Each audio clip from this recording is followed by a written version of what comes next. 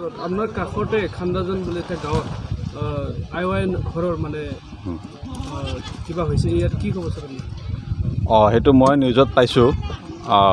ইতিমধ্যে মই যোৱাকালি ব্লকৰ ভিডিঅ' পঠাইছিলোঁ তাতে গৈ কেনে খবৰ ল'বৰ কাৰণে কি আছে।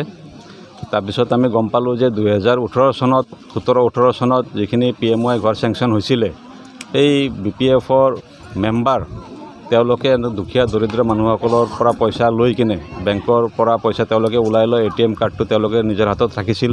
তেনেকুৱাকৈ গোটেই পইচাখিনি ওলাই লৈ তেওঁলোকে ঘৰটো নিৰ্মাণ কৰি দিয়া নাই। তাৰ কাৰণে আমি ব্লকক সকলো অফিচাৰসকলক আমি দায়িত্ব দিছোঁ যে আপোনালোকে ইতিমধ্যে এইখিনি ঘৰটো ক্লিয়াৰ কৰিব লাগে।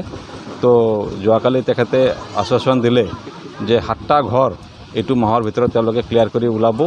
আৰু যদি তেনেকুৱা বিশেষ অসুবিধা থাকে সেই মানুহজন যদি দালালজন যদি আমাৰ লগত বা ব্লকৰ লগত সেই ঘৰখিনি বনাই নিদিয়ে তেওঁলোকক আমি কানুনী কাৰ্যবাহী কৰিবৰ কাৰণে তেওঁলোকক আমি আদেশ দিছোঁ।